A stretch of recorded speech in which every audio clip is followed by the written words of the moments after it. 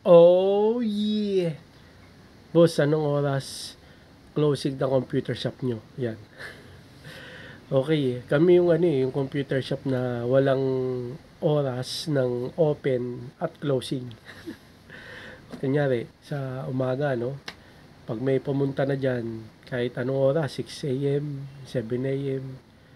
Hindi, pinaka-open talaga namin, 8 a.m. Tapos sa pinaka-sagad, 12 ng gabi. Pero kung hanggang anong oras sila maglalaro sa gabi, open ako. Basta marami sila. Okay, ito kwento ko no, Carbil.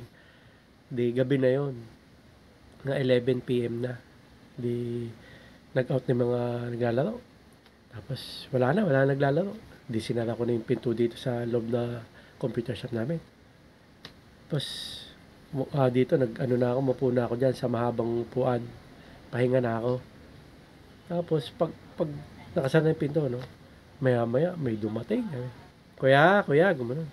Oh, bakit? Sabi ko, sarado na. Sabi, kuya, palaro kami. Sabi, ay, hindi na. Hanggang alas 12 lang kami ng gabi. Sabi, sarado na kami. Sabi, hindi, lalaro kami. 4 kami. Sabi ko, ay, 4 kayo? O, sige, teka lang. Blokso kami.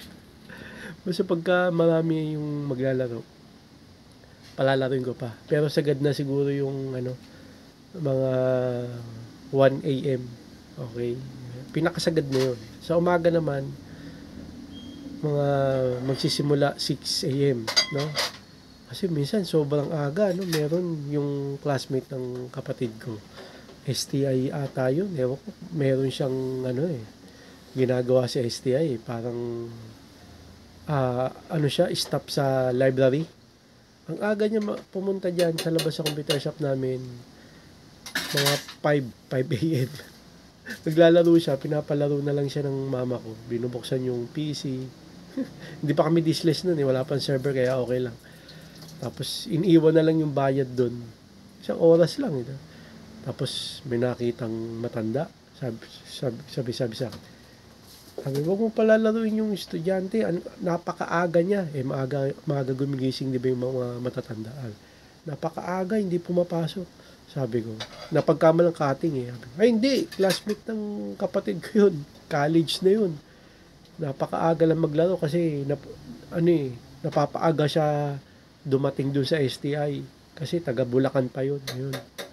Buong biyahe kasi na napakaaga yun. Minsan walang traffic. Napapaaga siya. Yung STI, sarado pa hata. Kaya naglalaro muna dyan sa labas sa computer shop namin. Yun. Kaya wala kaming oras ng open ng computer shop namin. At lalo na closing. Basta hanggat marami naglalaro, di kami ka-close.